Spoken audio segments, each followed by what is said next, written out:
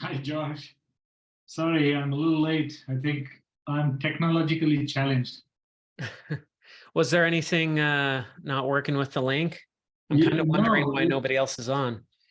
it's not the link. I think it's the Zoom. One feature I think they need to add is they, for some reason, if you restart it or if your computer gets restarted, it throws you out for some reason, right? And Hmm. then it wouldn't allow you to come back in without signing in. Oh, yeah. And signing in is an interesting process because I can never remember the password. So I almost have to reset it every time to get it. It takes like 5 minutes. And I'm wondering, this is such a critical piece. So if you are in a important meeting, you don't want to lose. I mean, like today's meeting, right? You don't want to lose the critical time. And you almost always get to the meeting right at time. So they Yeah. have to provide an alternate way to be able to do that.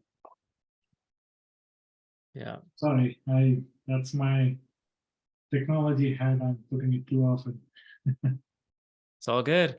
So how are things coming along with your book project? Um, Not very well. I haven't even really started. I almost feel like I'm a slacker. I thought maybe I should carve out some time and start looking at doing some kind of newsletter kind of format first. Hmm. So I was trying to see what are some of the topics that will be helpful to put it. Yeah. So just dabbling around it, but nothing concrete yet. That's what I was thinking. Maybe I should do that first. That'll give me at least some fluidity in terms of my thought process and structure and things like that. Yeah. Well, you never have to worry about being a slacker. I mean, I find with books, sometimes it's not the right time for us. We're just busy. There are other things that are higher priority. And often when we're not writing, there's some sort of hang up. There's something getting in the way. And if we can figure out what that hang up is, then the floodgates are loosed and we're able to really get into stuff. But yeah, I find that it's not that nobody's ever lazy about this stuff. It's more there's hangups or there's something else that's more important. And neither of those makes anybody a slacker. I mean, I guess that's my wife keeps telling me that sometimes I'm too hard on myself and therefore on the kids. Hmm. But yeah, I mean that I was thinking that's probably my way of getting things done, right? I mean, if I just let it slip, then it'll probably never happen. But I guess how you put it was an interesting way of looking at it. It's just a priority problem and not a slacking. Yeah. So the newsletter is a great way to go, though. For a lot of people, they do blog posts or they do a newsletter or something. And that's a way that they can get ideas out and think about ideas and process it and get some feedback. So that's definitely a little bit lower risk way to go, but still be making progress towards the book. Right. So, Josh, on that note, do you have like where can I find like good templates or some structure that kind of works? Um, and then I can probably just try to fit. I still have to come up with the content, but at least the structure. Is there a certain thing like that where? There's no right way or wrong way to do this. I'm subscribed to newsletters that are really short. I mean, they're like a couple paragraphs and that's the whole thing. I'm subscribed to newsletters that are long. I almost feel like I'm reading a book every time I open the newsletter. There's no right or wrong here. It's just whatever fits your audience and whatever works for you. And I'm also subscribed to newsletters that go back and forth. Some days they're really short, some days they're a lot longer. The newsletters I tend to like the best, and I have a friend who's a pro with newsletters. That's his entire business, is writing his own newsletters and coaching other people on newsletters. And what he actually does is he sends out a daily newsletter every single day. I mean, 5 days a week, I think. But he sends one out 5 days a week, and it's always about a page and a half of text. And It's always just plain text. He doesn't put images in. He doesn't do anything fancy. I mean, he'll link to stuff. He'll use basic formatting, bold italics, but he doesn't do anything else fancy. It's just plain text. And his newsletters are amazing. And I know people who have started newsletters following his methodology, and they've been tremendously successful with it.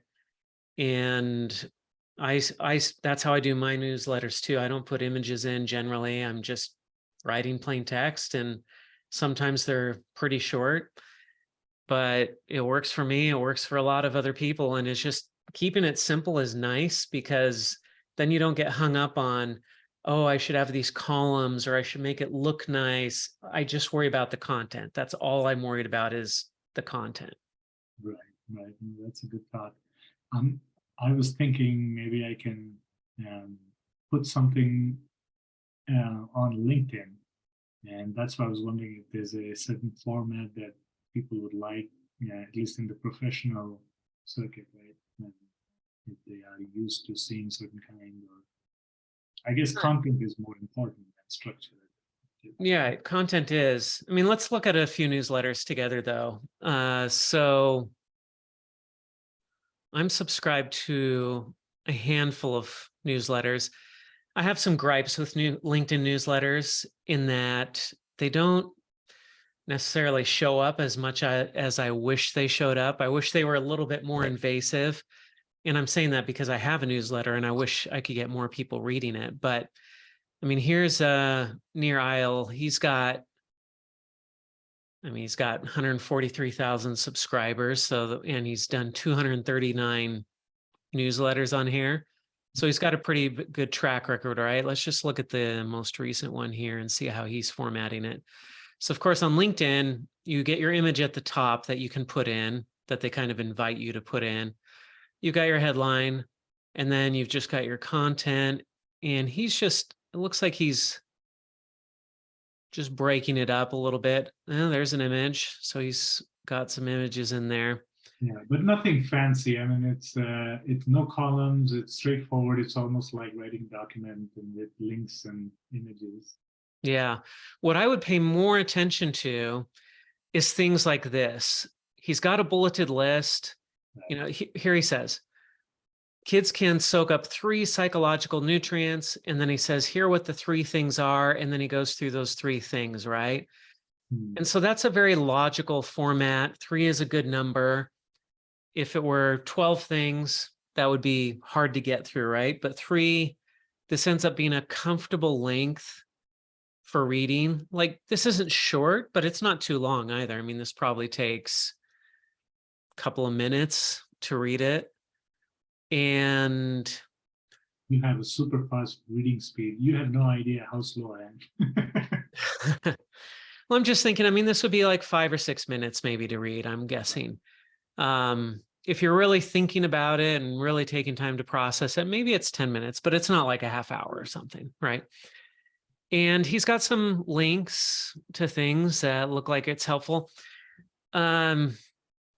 Just looking at this, I really wonder if he's actually writing this newsletter. I would actually be kind of surprised if he's writing it himself versus having a ghostwriter, because I know he's at a level where he can afford a ghostwriter to do these. And this ghostwriter is someone who writes for him, whom he trusts. Right. So somebody who gets to know him and know his material and can write in his voice and use his content. So they might be taking things he says at talks or things that he's written in his book, and they're turning it into content. The reason I'm saying that is this looks a little bit too polished. It's a little bit too professional. I'm just looking at the formatting, the way it's broken up here. It feels like something that's a little more professional, and you would be shocked if you knew how many books on the New York Times bestseller list were not written by the authors. I mean, it's like 90%. So most people don't write their own books, and I'd be surprised if he actually wrote this newsletter. It's his ideas, I'm sure, but I bet he didn't actually take the time to write it up. Anyway, but this is a good format. That's let's, interesting, Josh, you say that. So I was trying to draw up a line and see what constitute a plagiarism versus, because I mean, can ChatGPT be a ghostwriter for you? yes, but there have been issues with ChatGPT plagiarizing because it's a prediction engine. It's taking text out there and it's Nothing original, right? it's based on stuff that's already out there, so it makes it really easy for it to plagiarize. But if you think about it, I mean, at least philosophically, that's exactly what we are too, right? I'm not doing something groundbreaking, original. I'm an assimilation of my thoughts, which I imbibe through various experiences of my own, right? Yeah, but here's the thing. I mean, like,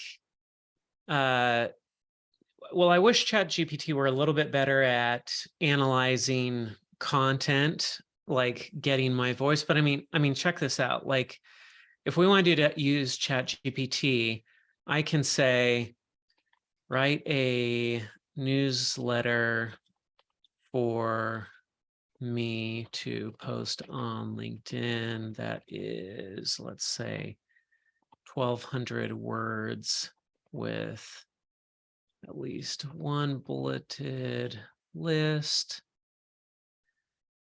and a professional yet casual or conversational tone. The topic is, well, what would a topic be for you that you might do a newsletter about? Oh, I was thinking, since it's LinkedIn, so something related to profession like PKI related, key management stuff. Okay, so So what would be a PKI, cryptography.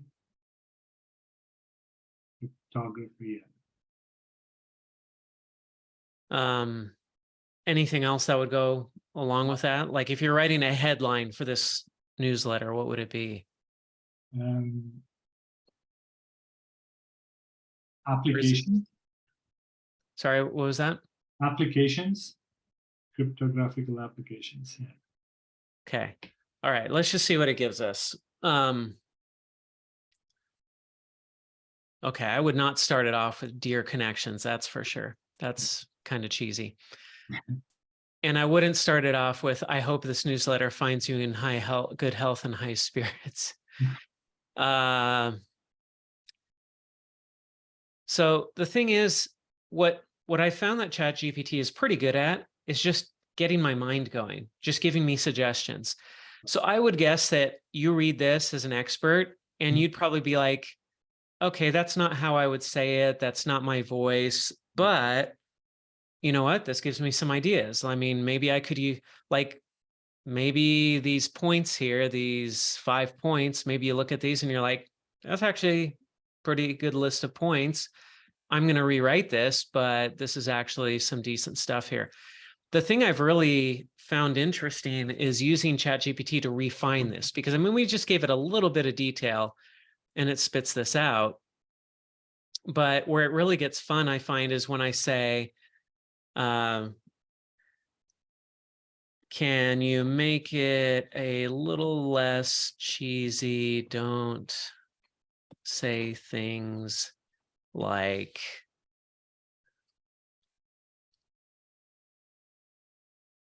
It actually understands what cheesy means. Yeah, it's funny. Like I've played around with this and I'm just surprised at what it's able to do. It's still cheesy. It's just not the same cheese. Yeah. But so what you're saying is you can actually tweak it with multiple iterations and see what the variations it gives you, and then pick and choose certain ethos of the newsletter itself, and then you can assemble it in the way that you think it's probably the best, right? right, because you can say things like, can you replace the IoT security paragraph with a paragraph about, I don't know, what's something that we could put in there if we just said we wanted to. Well, let's just say, can you remove the paragraph about IoT security? And then it will just rewrite it and it'll take out that. I mean, Yeah. You know it, you being the expert, you would be able to look at this and say, you know what, it didn't say anything about such and such. And then you just tell it, can you add something about such and such? Right. Or you can train it. You can say, I want you to say more about this topic, or I want you to go more in depth. Where I found that it's also not good is it doesn't grab stuff from the internet, which really bugs me, because when I write something, I like to quote people, I like to link to things. That's interesting. I thought, okay, so they probably were talking about it in the next iteration, because this is still GPT-3, right? Yeah, So this is just the basic one. Yeah, the GPT-4 does that, where it gives you the references of where it picked up and some quotes by some of the users, right? Yeah. Yeah, so I'm just scratching the surface of this. How do you get 4? Do you just upgrade to Plus for that? Well, I'm not 100% sure if Plus, I don't think Plus will give you that. It's just that they have to release it. And I don't think they have general GA released it yet. Yeah. I guess I could just ask. How do I? You can do it through API, I bet. If you're a power user and you want to really use it as a tool going forward, instead of doing this way, which is also in a public domain. So if you have privacy concerns, then this is not the way to do it. Yeah. So in that case, you may want to employ the API, which is, it costs, but it's interesting. I plugged in some basic numbers, and the dollar amount it gave me surprised me, which I thought I might have done something wrong, because I was trying to see, let's see what ChatGPT thinks about a resume writing. And I was trying to just say, okay, if I have 2,500 words on an average for a resume, and they have this notion of 1,000 tokens, a bucket of 1,000 tokens, and their rate is dependent on that. It's like 6,000 of a cent to for 1,000 tokens. But anyways, I gave it that number, and it gave me back something like a $50-$60 for writing a resume. I thought that's ridiculous. I mean, it's like 2-page resume if you're charging me $60. And I'm giving you the content too. It's not like I'm asking it to write it. Yeah. Yeah. Yeah, I'll be excited. I'm really excited to see where this is about a year from now. Because what would really make this valuable for me is if I have a lot of written content out there. So if I could say, hey, go learn my voice. Here's my website. Here are my columns I've written. Look at the way that I write, and I want you to write articles for me that are similar to what I've written in the past using my voice. That's what I really want AI to do, and it's not there yet. So that would be awesome, right? I mean, so it frees up your cycles to focus on something else, while it kind of automates this generation of information or dossier of stuff, right, that you want to. Yeah, so what I find is that it's good for prompting ideas, but it's not so good for actually creating the content. It helps me come up with structures or say, oh, okay, I could write a newsletter like this. Here's some information, but then I end up rewriting it. But it kind of gets me thinking. So that's a good point. And I tried Bard. Oh my gosh, don't even go anywhere near there. It's so bad. It's not even close. The only problem with this ChatGPT 3 or the OpenAPI stuff that they exposed is it's only, I think, until 2019, 2017, something like that. So it won't grab everything up until today. Which Bard claimed to do it, but I just told both of them, I was trying a few things like build me an itinerary if I'm going on a family vacation across the United States on a road trip with RV and stuff like that. And it just there's no comparison between the two. Yeah. ChatGPT came out with a very nice detail-oriented stuff. Yeah. Let's look at another newsletter or two here on LinkedIn just to see other formats. Okay, that's a really short one. And that's pretty simple, right? I mean, there's the whole newsletter. It's just 5 paragraphs. So that's a pretty simple one. And when if I'm trying to write it, I basically just go and write it, and whoever wants to read it can read it. Is the idea, right? And Right. I have to actively go on. Now it looks like Adam Grant here has not published in 2 years. So let's see what he did when he was writing. Okay, this looks like a list of podcasts. So there's his. Let's see.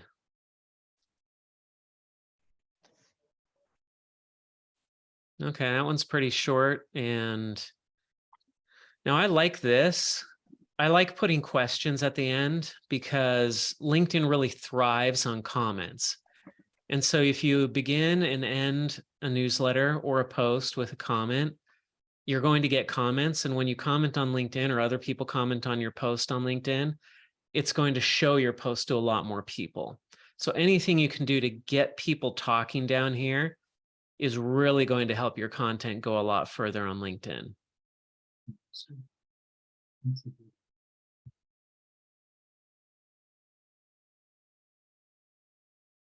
Looks like he made it into COVID and then he stopped writing.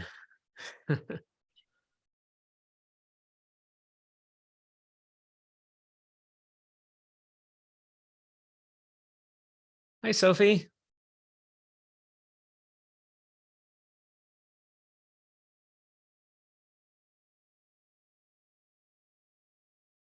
Atul and I were just talking about newsletters. He was thinking about starting his book by writing newsletters. So we were looking at some LinkedIn newsletters together and talking about different formats and how different people write newsletters. Any other questions on that, Atul? No, I appreciate it, Josh. Thanks a lot. I don't want to hijack or have just that kind of discussion. So, all right. So Sophie, I see that you're somewhere where you can't talk. It sounds like, I'm guessing you have earbuds in so you can hear us, but you have to chat back to us. Is that right? Gotcha. I know how that goes. I have kids that I've had to be around while they're sleeping and stuff. So, well, do you have any questions for us today, Sophie? Anything you want to get out there?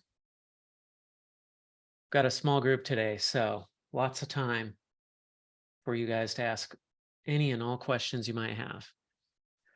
I wanted to mainly join to work on writing. Great. All right. I'm not sure where Virginia is. Virginia was going to show up. She said she said she was going to be here today. She's usually here almost every single time, but she hasn't shown up yet. So we can dive into the working session a little bit early here today and work together on our books. Atul, did you want to stick around for that, or do you have any more questions, or did you need to jump off? Yeah, if you don't mind, I have another thing I needed to jump off to. So I can Totally just fine. drop off, but thank you again. And I will join back next time. All right, sounds good. All right, Sophie, just you and me for now. I assume Virginia might jump on a little bit later. Sometimes people jump on even. But if we want to be accountability partners today, I'll be your accountability partner and we can start working on stuff. And then if you have any questions or anything you want to chat about, just type it away in the chat and I will see it. And thanks, Atul. Have a good one and hope to see you next week. Yeah, thanks. See ya. Bye. Bye-bye. All right, I'm going to go on mute, Sophie, and move around 5 p.m. where you can talk. All right, sounds good. All right, well, let's go for the next half hour and let's get some work done.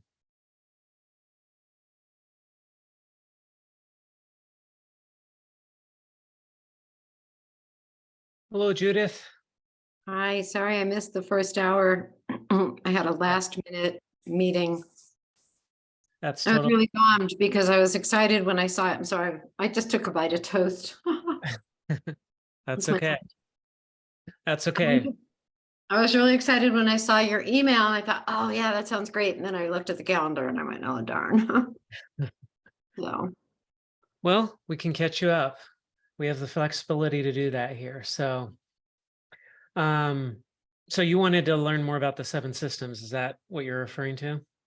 yeah, I saw your intro email yesterday, I think it was. And yeah, anything you want to share, or I'm happy to just dive into working because I want to definitely take the hour to look at my book too. Well, It finally started to make sense to me, so it's exciting. well, let me share the 7 systems with you real quick and give you an intro to it because I love sharing this. Cool. So the way this all came about is I started my business, my marketing agency in 1999. It failed its way forward to 2013. It survived. It was doing well enough to stay alive, but just barely. In 2013, that's when I got the opportunity to write for Forbes magazine. And when I started writing for Forbes, all of a sudden everything just blew up. I got so much attention from writing for Forbes that we had tons of people calling and asking to work with us. And so our business just exploded overnight. And writing for Forbes also led to my first book deal. It led to, I mean, we wouldn't be here if it weren't for writing for Forbes, talking to each other, led to speaking opportunities, it led to just all sorts of PR and meeting Richard Branson and all these crazy things. Oh yeah. And it all started with writing for Forbes. And when that happened, I sat down and I looked at that and I said, something just happened here. What exactly happened here? I need to analyze this. And I needed to figure it out because I had people coming and asking me to coach them on how to do what I did. And I was thinking, I don't know what I did. I just started writing for Forbes and then one thing led to another. And all of a sudden here I am and all this stuff happened. But people were asking me to teach them how to do it. And I was thinking, well, I don't think the way I did it was the right way or the best way. It worked, it happened, but I don't think I did things in the right order. And I think if I were trying to do it on purpose, I would have done it a different way.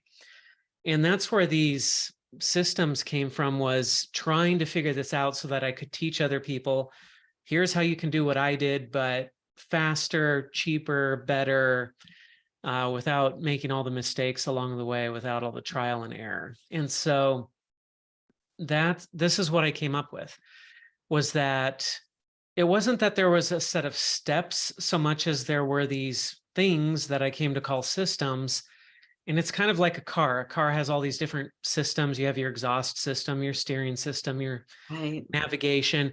And if everything's working well, then the car gets you from point A to point B. If any of those systems break down, you might not be able to move at all, even if most of the systems are working. But if you're missing a key system like your motor, then it doesn't matter if the steering system works. And there wasn't a particular order to these so much as it was, you really need to have all of these working all at the same time. And so the systems are, the first one is vision. I mean, there is some order to this, but the first one is vision, which is, what do you want to create? What are you trying to do? And I don't mean like, I want to create a book. I mean, what are you trying to do that leads you to think writing a book is going to help you achieve that objective?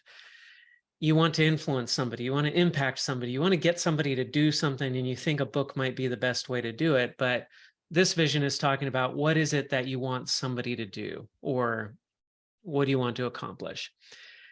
System number 2 is Genius Zone, which is, this is all about you. This is, why are you the person to make this happen? What combination of skills, experience, knowledge, like you have a lot of knowledge from your teaching, from the research you've done. And so you would probably look at your book and say, nobody else can write this because nobody else has the knowledge and skills and experience that I've had. And so it might be pretty easy for you to look at your book and say, well, my genius zone is I'm the only person with all this combination of all these things that would allow me to write this book. For some people, it's a little bit more of a struggle for them to figure out, why should I be writing this book versus somebody else? But this genius zone is applicable to all sorts of things, whether it's writing a book or creating other content or being a parent or a teacher or anything, because it's what makes us unique. It's what allows us to enter a situation and make an impact that nobody else could make. System 3 is the audience. So it's, okay, who am I going to create content for? Who am I trying to influence? Who am I trying to make an impact on? And what are they trying to get that I am going to be able to provide through my services, my content, my example, my influence? And so then system 4 is where we actually get to, okay, we know what the vision is. We know why you're the person to do it. We know who the audience is. Now, what content are we actually going to create that's going to move that audience to take a certain action that's going to get them the result that they want, and also gets you the result that you want? And how do we craft that content such that it does that thing? And so if you had a business and you said, I'm trying to sell more widgets, we thought that a book would be a good way to market those widgets, we'd say, okay, so what are we going to put in this book? What kind of content is going to go in that book so that somebody reads it and they say, gee, reading this book makes me want to go buy those widgets. And content is really two things. It's your message. It's the message you're trying to communicate to your audience, but it's also the channel, how you're going to deliver it. And when we talk about a book, we've already made that decision that that's going to be our channel, is we're going to put this in a book. But often for people, when they're just thinking generally, how do I influence the people I want to influence? They're trying to figure out, am I making TikTok videos, or am I speaking on a stage? Am I writing a book? What am I doing? There's so many options. And so for some people, we have to go through a process to narrow this down and say, this is where you can best deliver the content that's going to impact your audience the way that you want to impact them. Interesting. So then system 5 is action. It's, how do I turn this all into a plan? Do I need a content calendar? Do I need an accountability partner? How do I actually get this done? I know what I need to do. How do I execute? How do I actually make it happen? And then those first 5 systems, I would call kind of the core systems. If you don't do those 4 or 5, you don't have any influence because you haven't actually done anything. If you have those first 5, you can have some influence, but when we add in 6 and 7, it really takes it over the top. So for example, collaboration with system 6, I felt like this was important enough that it deserved to be part of this, because if we try to work alone, we have very limited impact. But if we can collaborate with other people or other systems or other entities, we can do so much more. I was blogging for 10 years before I got the opportunity to write for Forbes, and nobody cared. Nobody read anything on my blog. I had 1,000 blog posts, hardly anybody read it.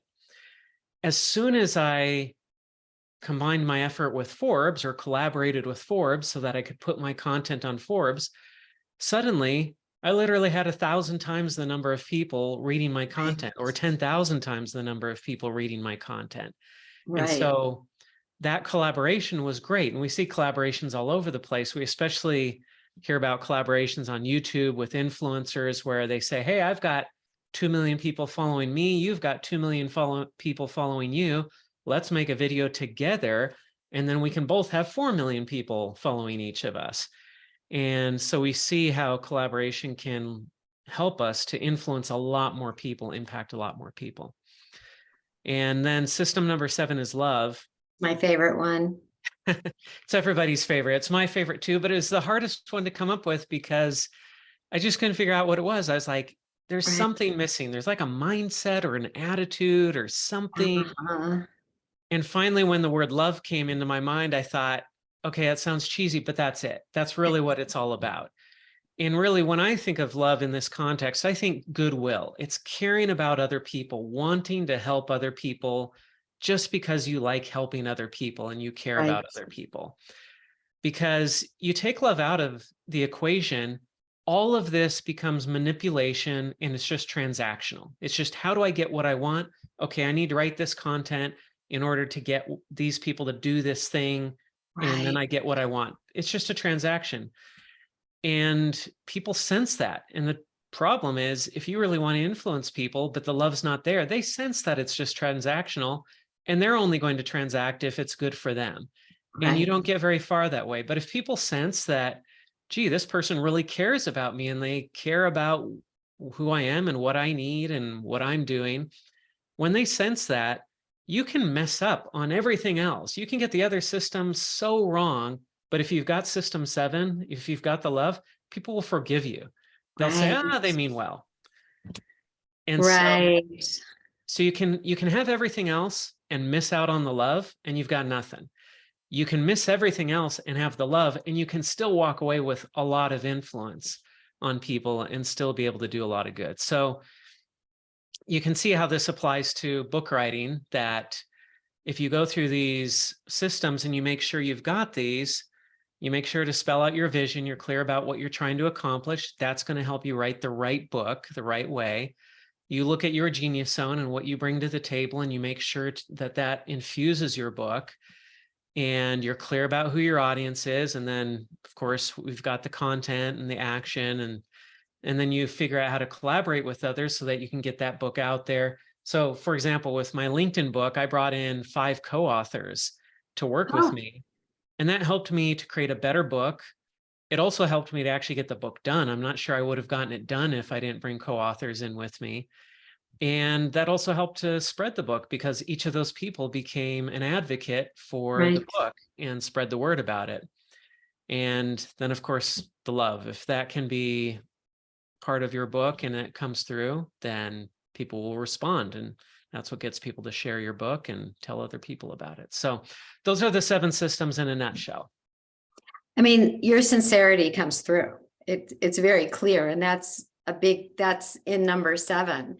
It's like, why would I care about anything Josh says if I didn't feel and experience your sincerity every time you write a blog and every time we get on a Zoom call like this, and the fact that you have this opportunity for people. So you've nailed number 7. Thank you. I'm glad it comes through that way, because I really do care and I really do enjoy this. Yeah. I mean, it is apparent, and it's, it's why your name comes to mind sometimes when people say, like, I don't know if you connected with Parshell or somebody else. But yeah, I think that's absolutely right. And I think that with tech, we did become more transactional, and that there's an effort to bring more of what people are calling humanity back into the way we interact, so that it's not all tech driven or tech based, but that we're talking about caring, and we're talking about connection. We're talking about all these things that people are like, what are you talking about? And it's like, no, what the work you're doing is important, but how you do it matters too. Mm-hmm. And that, all the research in the workplace of how do we keep people engaged? Well, we have to care about them. We can't treat them like widgets, to your point, Yeah. So that was really helpful. It's definitely giving me food for thought, and it's definitely helpful. And because, there's probably a million books like the one I'm writing, different, very different, because like you say, I do recognize that my experience is unique, but somebody can get that sort of same information elsewhere, right? If it's just the information. So it can't just be about the information. Right. And that's the difference. Yeah. It's like, why would I want to, because this has been going through my mind, is like, do I want to talk to Josh about how to work with him? And I do want to talk to you about how that would work. I'm not quite there yet, but what it is you do with authors and how that works. Well, I'm here when you want to chat more about it. So I've talked to a couple of book coaches, and no, not going to happen. But, you know, there's a rapport here. But I think that the difference too, in addition to your experience, obviously being experienced matters, but there's a real sincerity that comes through in your content. So Thank you. knowledge too. And different people connect with different people, right? I Yeah, mean, absolutely. we may have a rapport. There are other people who might be exposed to me and they're like, oh, that Josh Steimle guy, he seems like a creep or something. You know, I don't know. It's just different Yeah. people jive with other people. And it's the same as an author of a book. There may be Mhm. 10,000 other people out there who have written the same book that you want to write, but they're not you. And there are people out there who will connect with you that just won't connect with anybody else. They're just not interested in that. I have a client right now who he's writing a book on adulting for kids who are graduating from high school or college. They're kind of actually cutting the ties with mom and dad, and they have to learn to live on their own. And he was inspired to write this because he has 3 daughters and they keep calling him up on weekends and saying, hey, Dad, how do I do this? How do I fix my car? How do I get more new tires? Do I really need to open this letter from the IRS? They just have all these questions for him. And he's like, I'm answering so many of these questions. This must be happening to other parents. I'm going to put a book together. Well, when we went out and did research, there are a bunch of books about life skills for teens and tweens. And there's a book called Adulting 101. And these books are out there and they have thousands of reviews. They've been New York Times bestsellers. Why does somebody need a new book? Well, there are people out there who will read my client's book and they'll say, you know what, I just like the way that he says it. Or they won't even know that the other books exist. They'll come across his first or something. Exactly. And so there are just so many reasons. I think all the other books, for whatever reason, are written by women too. So his might be the first book actually written by a man, and that's a different tone. And I was going to say that, and I decided to zip.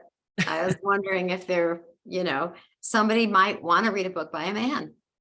Right. And that's why he's actually going to use that title, Hey Dad, kind of like Hey Siri, but Hey Dad, how do I do this? Love, love, love. And because that's how all these calls start that he gets from his daughters. And so he thought, that's just what I'm going to call the book. So there's nothing he's writing that hasn't been written before, but it's not his book. It's not his tone. It's not his style. And so he has something unique to contribute. And again, people just might connect with it. Another good example is, you know, Dave Ramsey, that finance guy who teaches everybody to get out of debt. Yeah. He's extremely popular. What can be said about getting out of debt and personal finance stuff that he hasn't said already?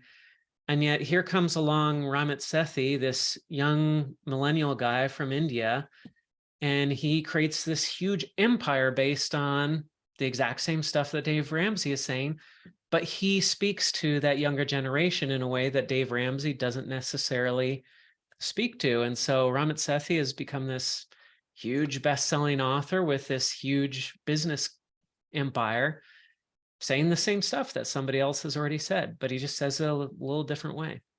That's right. Oh, 1000%. And it does matter, you know, it's representation. It's we want to hear from, well, we want to hear different voices. Like sometimes we get tired of hearing the same voice, but sometimes when somebody shows up, like a millennial, as opposed to, like, I don't relate to Dave Ramsey. You know, but I'd like to hear, like, you know who I relate to? The, and her name's escaping me in the moment, but the woman who founded Ellevest. She founded a women-owned investment firm, and she does a ton of speaking and writing, and I can hear her. You're looking at Ellevest. Yeah, I'm looking it up too. Ellevest. Sally Krawcheck. Sally Krawcheck. Wonderful. Okay. Sally Krawcheck. Yeah. Yeah. Of course, I feel guilty about everything I'm not doing that she says to do, but that's okay. It's easy to compare. Sophie. Oh, bye-bye, Sophie. Yeah, she's gone. It's easy to compare what we're not doing to what somebody else is doing, but of course they're doing the same thing, right? They're comparing Yes, themselves yeah. to 100 other people saying, oh, I wish I could do that too. You know, speaking of finance, there's a guy I know, Marcus Garrett, who's also building, I think he's getting, if he doesn't have an empire already, he's building one. He's in his 30s and he wrote a book about getting out of debt. Young Black man, and he has a podcast and a following, huge following. And I get why people would listen to him and not Dave Ramsey or Susie Orman, who I think is nuts. Sorry, maybe I shouldn't say that. So I don't know her content. I know who she is, but I've never listened to her. I don't know why. I just never have. But obviously she's popular, so she's filling a niche for some people. Yeah. She's loud. Right. But point well taken. And so yeah, definitely motivated. And yeah, I'm going to go through your list. Cool. Make sure I check all the boxes. The collaboration will be interesting. Yeah, I find that one, I think it's a lot of fun to sit down and start making a list and try to figure out, like, who could I work with on this that it would be good for them and it'd be good for me and we'd both win. We'd both benefit and the readers benefit as well. Yeah. And I think as you start thinking more and more about it, you start looking at competitors or people you would think of as competitors totally differently, because you start thinking, wait a second, could we work together on this? And we both win. Like, who cares if we're competitors? Right. And you just start finding all sorts of interesting opportunities. And it often starts out with more obviously transactional stuff. Oh, so-and-so runs an event and they have my audience and that's the audience I want. So maybe I can speak at their event and they need speakers and I can speak. There's obvious stuff like that, but it gets to be a lot of fun when you really start coming up with more creative, just not so easy to see ways to collaborate and work together it's hard for me to think of, but no, I get it. It's like it appears when you start to look for it, stuff shows up, but if you're not looking for it, you're not going to see it. Yeah. And it goes beyond, go ahead. It goes beyond just ways to promote the book or to work together on the book, but there are things that will come up where you think, wait a second, we could work together in this way on this. And I've never even heard of anybody doing this, but why not? And that's where it gets really fun. And you think, wow, this could be great. It really, yeah. I love that you're saying that. It's reminding me of that phenomenon, but I don't remember what it's called, where you're going to buy a car. You're not looking at cars. You don't notice cars. You're driving everywhere you want to go. And then you need a car. Your car breaks down and you got to get a new car. And you're thinking, well, what color do I want? What model do I want? And all of a sudden, like, you're seeing the car you want in the color you want in the, so it's kind of like, maybe it's not a great metaphor, analogy, but no, that is what happens though. When you start thinking more about collaboration, you do see these opportunities that you just never would have noticed before. Right. Yeah. I'm kind of excited to get there. Not quite there yet, although I do hear your voice in my head saying, you don't have to wait till your book is published to start putting it out there. Right. Which is true. I feel like I'm still a little too early in the game, just for me, like where I am in terms of even being able to talk about it, because what I'm noticing is a shift. So a secondary title popped into my head, which I love. Now, I love my first title. If you remember, it's From Angst to Zen. You may not remember. From Angst to Zen. And because I wanted to alphabetize like all the things we experience, and I'm not removing that. I might just make that part 2 of the book. And I love that title, but now I'm interested to hear what else came up for you. So what else? So what I do when people ask me what I do is I talk about equipping people with tools that empower them to do X, Y, Z. So it occurred to me that the title of this book is Equipped and Empowered. Equipped and empowered, and then it's like to thrive in at work and in life, or to thrive in a challenging world. And it occurred to me that if somebody is looking for assistance and help and a solution and an answer, that knowing they're going to be equipped and empowered could resonate with them. Mm-hmm.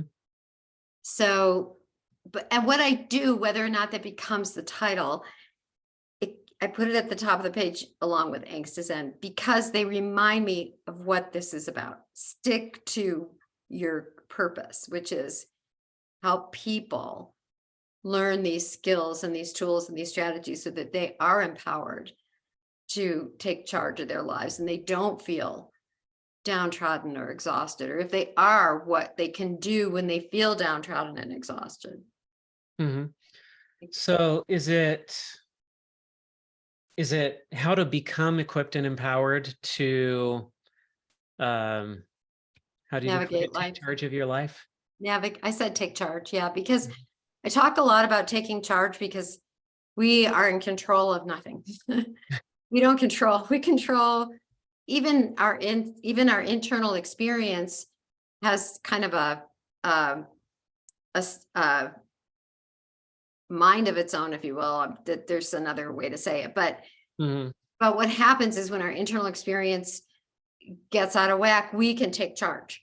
We can step in and manage it and shift it and do what needs to be done. So in that sense, we have some control over our experience. I think that saying I'm in charge of my experience is more accurate than I control it, because I don't control it. It does its thing. And then I step in and say, okay, I'm not having any of this critical self-talk today.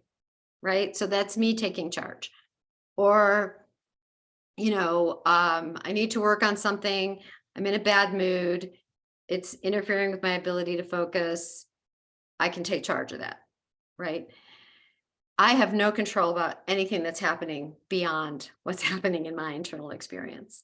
So I stay away from, and I talk about why the distinction between being in charge, which I think is pretty powerful, and controlling, which I think we have very little control.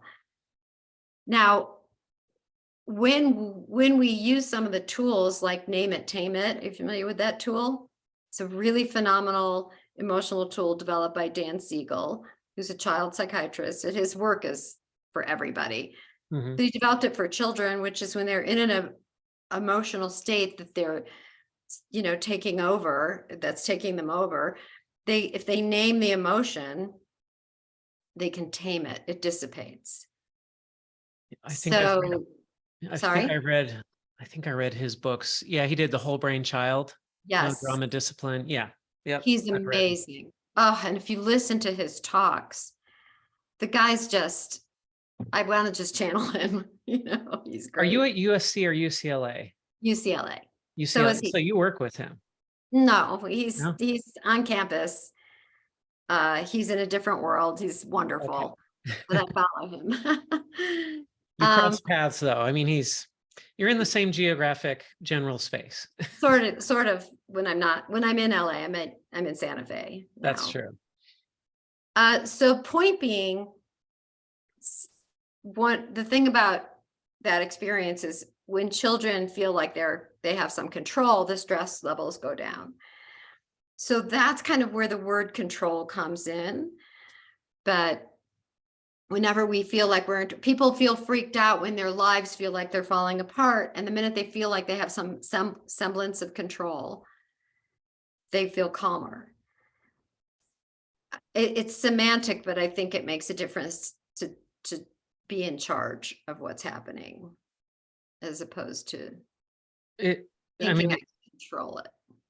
It is kind of interesting. I mean, because it goes back to the Zen stuff. I mean, you try to let go of the stuff you can't control and take charge of the stuff that you can control, which, as you said, is not very much. It's basically our choices. We have control over our choices, but we have very little control over the consequences of those choices. It sets up an interesting paradox because you hear statements like, I can't remember who said it, but there's the author who said that you should take 100% responsibility for everything that happens to you in your life. And I love that quote, I feel like, to me, that's an empowering quote, because if I think that way in terms of action, I will do things that are going to lead to better consequences for me. On the other hand, I could also use that as a hammer to just guilt myself endlessly, to say everything bad that's happening is all my fault. That same quote could impact different people different ways, right?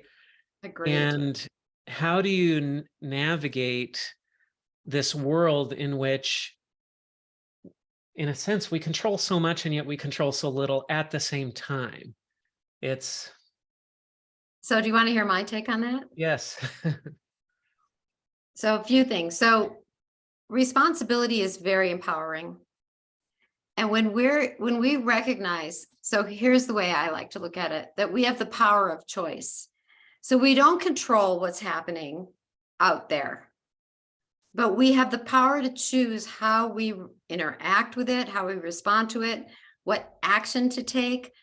So when you recognize that, oh my gosh, this thing just happened, we can fall apart, we can be upset, or we can go, okay, now what?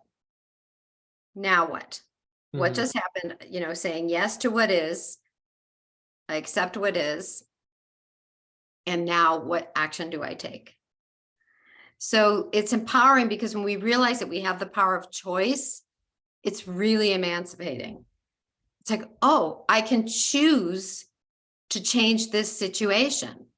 And if I can't do something that actually changes the external situation right away, I can do something to change the way I feel about it right now to carry me through until I can take some action that helps me shift that situation. Because not everything is immediate. And in fact, sometimes it's good for us to kind of see, like, have this other tool, what, so what, now what, which is so powerful. What just happened? How do I feel about it? What's, you know, so what? You know, so many things that happen to us on a scale, on a spectrum, major, moderate, minor. We think it's major, but when we actually take a moment, okay, my life isn't falling apart. It felt major. My brain told my body, this is terrible. But when I took a moment, not so bad, manageable, right? So moderate or minor. And then now what? Like, I can choose. Do I do anything about it right now? What is the action I can take, or what is the decision, which is also an action, not to take action? There are people who say that nothing happens to you. I have a little bit of an issue with that, but in a sense, we could say nothing happens to us. It's not about us. And I suppose a corollary to that statement about 100% response, 100% responsible, is how did this happen for me? So that can be a very powerful question. When things are really going like awry, if we can take a step back and go, wait, this is happening. Why is this happening? How is this happening for me? How can I turn this into something that's going to serve me? Because if I can't change what's happening, I have to use it. I have to empower myself. So I think taking that statement at face value can, like you said, can go either way. But if you kind of dig a little deeper, it is empowering, because if you're responsible, then it empowers you to take some action.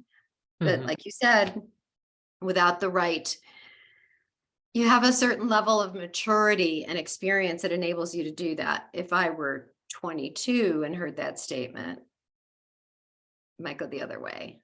Right. Like Or just, if people have more of an abundance mindset versus a scarcity mindset, for whatever reason, but you can see, somebody with a more scarcity mindset might take that and they see it as a negative, and somebody with an abundance mindset sees it as more of a positive opportunity type of thing. Yeah. I'm reading a book by David Goggins right now. Have you heard about him? He wrote this book called Can't Hurt Me. I definitely know that name.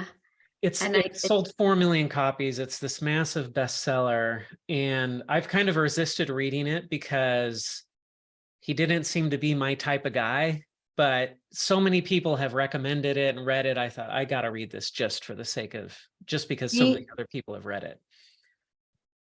David, Goggins. how does he spell us? Goggins. Oh, okay. So it's an interesting book. It's raw and graphic, and there's a lot of swearing in it. He's a Navy SEAL. He grew up in a terrible home environment. He had everything going against him. And finally, one day he just looked in the mirror and said, nobody's coming to save you. What kind of life do you want to create? And it's time to grow up. And he had some ups and downs along the way, and still seems to be experiencing ups and downs. But the main thrust of the book is that we all are capable of more than we think we are. Yeah. We might not be capable of what he's done. He ran a 100-mile race with no preparation. And it almost killed him, but he did it. And he says, you might not be able to do that, but you can do more than you think you can do. And his life is kind of this living testament to that, because he kept hitting these barriers, and then he would just keep on going, and until he shocked himself. And he's like, how in the world did I just do that? If I can do that, what could I do if I were really prepared for this, or if I really put some effort into it? And what are we all capable of if we start pushing ourselves a little bit further than we have? Anyway, it's a really interesting book, and he really gets into some good psychology that's built from the school of hard knocks. He's like a simple guy, but he teaches some profound lessons. And I think that you raise a really, really important point. And that's why that phrase, how did this happen for me, is so helpful, or any of these other phrases. Because he grew up in this very challenging home. And he took charge. One day he looked in the mirror and he said, enough, no one's coming to save me. Now, we've all heard that phrase. If it doesn't kill you, it makes you stronger. Right? It's really annoying, but it's, in a sense, it's true. Every time we hit a hurdle that we can say, I see it, it exists, I'm not going to fight it. What do I do now? We get stronger, we overcome it, we build new skills, we figure things out, we develop new neural pathways, we build resilience. Anything we shy away from, we cannot grow from. The question is always, how far will we grow? Right? Yeah. So I think that's part of what I love about, I hate war, but I love the stories that come out of war. And I think it's because it's the most extreme circumstances possible, kind of. I mean, I think we like these gritty, terrible stories because it shows us what we're capable of, and it shows us how resilient humans are and what we can accomplish. And we look at that and we say, wow, if that person is thriving after that, well, maybe I can get through the day tomorrow and not think that my life is ending because my kid forgot to take out the garbage or something. Exactly. And to your point about war, I sometimes think to myself when things feel like, oh God, another day. And I go, wait, I'm not in Ukraine. I'm in Santa Fe, New Mexico. I got nothing I can figure this out. So even though, and not to say, I've just looked up a quote I want to share with you. This is the short version. Let's see. It's the one by Christopher Reeve. Superman? Yeah. Mm-hmm. So many of our dreams at first seem impossible, then they seem improbable, and then when we summon the will, they soon become inevitable. I think that's what David Goggins is saying. Mm-hmm. We're surprised by what we're able to do. The other day, a friend of mine lent me her mountain bike. I've never mountain biked, but I used to do a lot of road cycling, and COVID shut it down and blah, blah, blah. And then I moved out here and I haven't been cycling, and I've been wanting to, and I've been afraid. I look at the hills and I think I can't do it.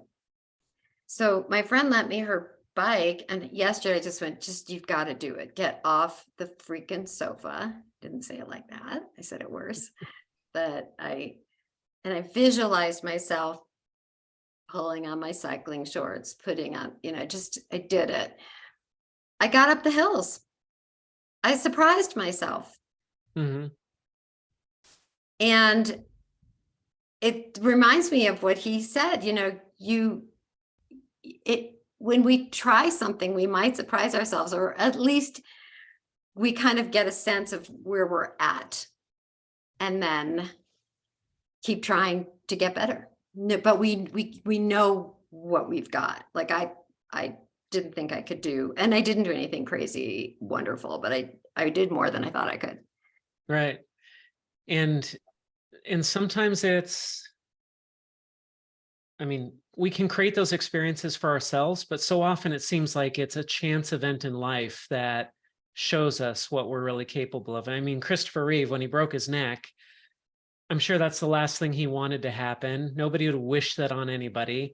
Nope. And yet it's funny how he and other people who have been through that, you'll hear them say these words, "It was the best thing that ever happened to me," or "I've never been happier." And you think, wait a second, you're a quadriplegic and you've never been happier? Like, what are you talking about? And yet they'll say, no, seriously, like, I am so much happier because I see what matters now, or I see how much I've grown because of this.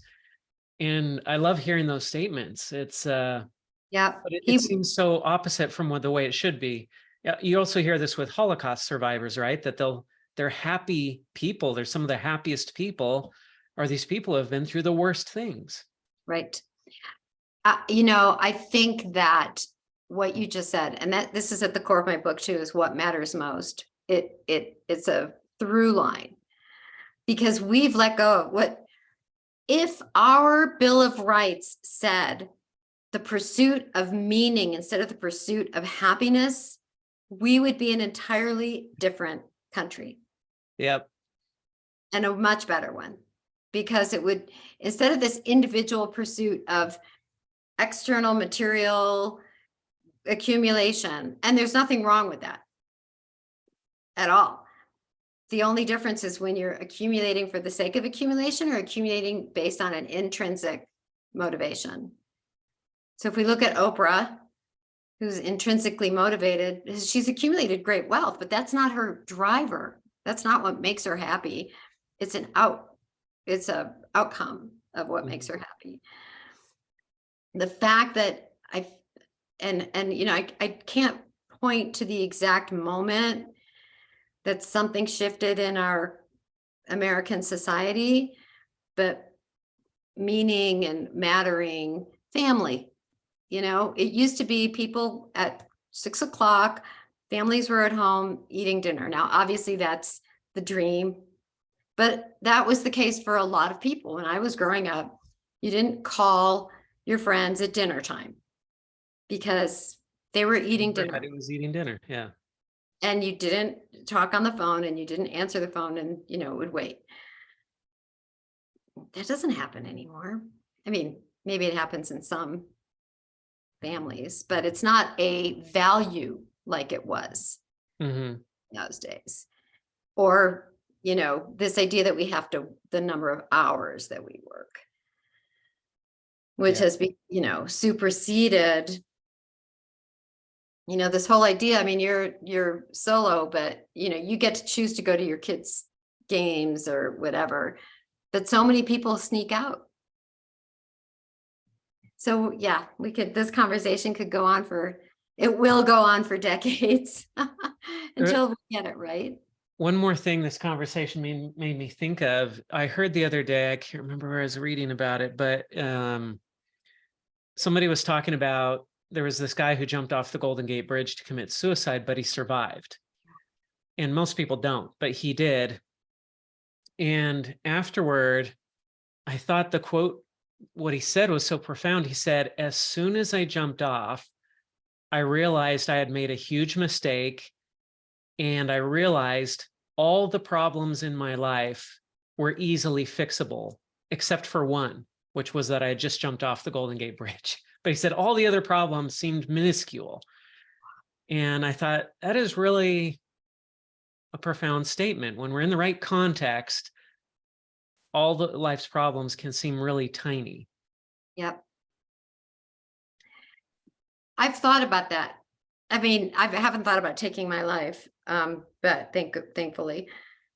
But I've thought about what people who are about to do that and succeed, because anybody who hasn't succeeded that I've met or spoken to has gone on to, really just do way better. They don't go back to where they were. Mm-hmm. They do better, even excel. I don't know. We're complex. Yes, it's interesting. It really just, perspective is so much. And it's interesting how our perspective can shift things in a split second, and Absolutely. everything can change, just depending on. That's the so what. That's the Yeah. the what. So what? I just had this one final thought that just. Oh well, it'll come back to me. But if we were to start with children, and individual families do this, but as a society, if as a society the messaging to children, they get all that messaging like buy this cereal and buy these toys and watch this movie, that if the messaging was, who do you want to be? What kind of a person do you want to be? How do you want to impact the world? When are you having the most fun? Then I think we'd raise an entirely different generation and I think that's happening to some degree. Mm-hmm. I feel like it is. We all gripe about millennials or Gen Z or whatever, but I mean, it's kind of fun, I guess. I mean, it's always fun for elders to complain about the young people, right? This has been going on for thousands of years. But I look at the young people today and I think the young people today care about things that matter in a way that our generation just, I feel like anybody who's like 45 and older, we grew up during a very materialistic generation where it was all about money, lifestyles of the rich and famous, security. Security, safety. And I feel like millennials today, maybe because we kind of have achieved security, most people aren't starving, we're not dying. I don't think most young people feel like their life is in danger. I mean, with some terrible exceptions, but for the most part, we're pretty safe and secure. And it seems to have pushed people into a place where they say, well, I don't care about that stuff then. Why do I care about money? Why do I care about all this material stuff? Like, I want something more. And so I see the young people going into social justice, but it's like, I might disagree with a lot of these young people politically, but as far as the goal that they have, I feel like it's fantastic. They care about things that really matter rather than just accumulating material stuff or being safe. And I love that. I might want to see it redirected in some slightly different ways or something, but those are the details. The fact that they care so much about stuff that matters, I think, is fantastic. And I look forward to seeing how that manifests itself over the next 30, 40 years. I agree with you 100%. Because I, teach a class that's mostly, it's millennials and Gen Z. I have never seen, my experience with them is that they're caring, they're open, they're motivated. I have not seen this entitlement that people quote unquote, complain about. the fact that they want to go home at a certain hour so they can go for a run or get to the gym or eat a good meal, bravo. Yeah. No, That's I used to make fun of the Swedish or French or whoever, you know, for their month and a half of vacation or whatever and stuff. And the older I get, the more I'm like, no, I think they're on to something over there. Like yeah, awesome. they don't care about their career so much. Great. Like, what's the point of this career if you're not living life, if you're not enjoying life? It's not all about career success. I've seen some, I saw a tweet the other day from somebody saying, if you don't get married until you're 35, just think of how much more money you'll make or how much more you can get done. And I'm like, but what's the point? Like, Oh my God. not that everybody has to get married, but it's like to equate professional success to something that's so profound as starting a family Yeah. or relationships. I mean, they could have stuck in, you know, friends. Imagine if you didn't have friends, how much more you could get done. It's just like these things are so far apart in terms of real value that to hear somebody say that, it's just like, come on, like life That's is the not key. about material success and money and all that stuff. Like I was a missionary in Brazil back in the 90s. And so I saw what third world poverty looked like. I saw families that were living in huts on dirt floors and they were happy. Yep. And it was so liberating for me to see that. I thought these people literally have nothing or next to nothing. They've got a hot plate, a hut, a roof over their heads, and of course they have a satellite dish and a TV. Everybody had a satellite dish and TV, even in 1994 in Brazil. But that's about all they had.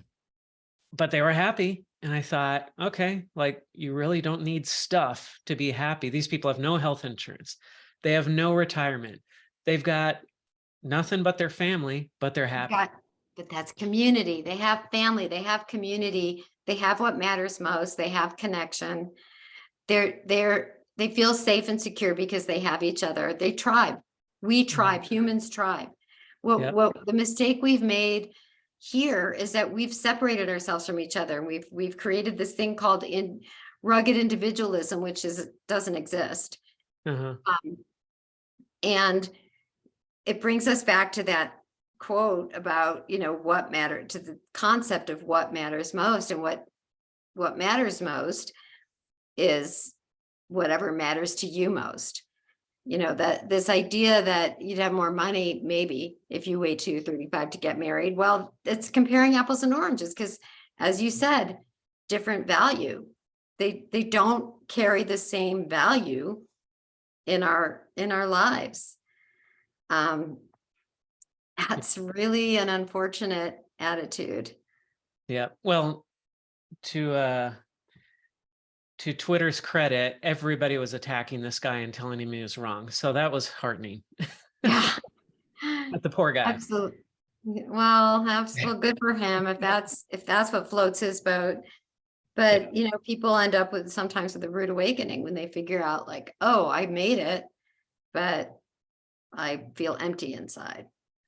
Yeah, that's the thing, is life is so short and it goes by so fast, which of course you don't realize until it's gone by. But yeah, the trouble is there's an expiration clock on a lot of things in life. And if you miss that chance, you miss that chance. I mean, I saw another post by somebody on LinkedIn, and is a guy with, I think he has 7 kids. And he said, my biggest regret was not starting to have kids earlier, because he said, now I've got 7 kids and it's like the best thing ever. But honestly, I wish I had like 10, but I didn't get started till I was 25. I wish I'd started when I was 19. Wow. Attitude. And I thought, I love that. Yeah, that's a great attitude. I love that too, because they understand the meaning of love. Yeah. And the meaning of, and that's why, I mean, to bring it back around, that's why love is probably the clincher on your 7 systems. It's the gas in the tank. It's the fuel. Yeah. Yeah. The jet can't take off without it. It doesn't matter how perfectly built it is. So we can write the perfect book and we can have all the answers. And if it's doesn't have the right messaging, like the right motivation, Yeah. Nothing else lasts. Everything else fades away. Money gets old. Everything else you realize, this isn't fulfilling, but love, that lasts forever. Forever and ever. Yes. Yeah.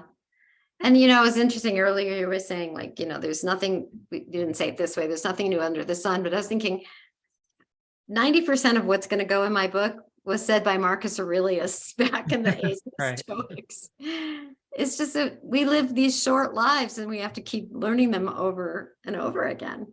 Mm-hmm. Well, I know we probably could go on for a couple more hours, so. But this is lovely, great to have a conversation with you. I appreciate it. And I appreciate all of your content that you put out. And I appreciate your having this hour, and to be continued. Yep, for sure. Well, thank you, Judith. It was a great conversation, and hope to see Oh, you. can I tell you one more thing? Yeah. That I heard right before I got on this call. I was on with my accountant, and he told me about, I mentioned, he was asking me, you know, what's going on, how's business and blah, blah, because he's my accountant, right? And I said, well, I want to do a TEDx talk. And he said he goes every year to something called Ignite Boulder, which is 5 minutes. Are you familiar with it? Not that specific one, but. It's like TEDx on steroids. You have 5 minutes and 20 slides to state your unique idea. And he said they get thousands of people and it's a lot of fun. So I looked it up and they're on hold because of COVID. They still haven't, they don't know when their next one is going to be. Mm-hmm. But I got on the waiting list, so I'll keep you posted, just because I just thought it was hilarious and a great idea, and could be a good place to start. Like if you can say it in 20 or 18 minutes, can you say it in 5? I think there's really something to be said for being able to summarize your big idea in just a few minutes. I think it's a great exercise. Yeah. Too bad I have so many great ideas. Just need to come up with a book for each one. There you go. All right. All right. Thanks so much, Thank Judith. you. It's great Have to a see great you. rest of your day. Chat. And we'll see you next week or whenever you're Sure. able to attend again. Sounds good. Ciao. Bye. Bye-bye.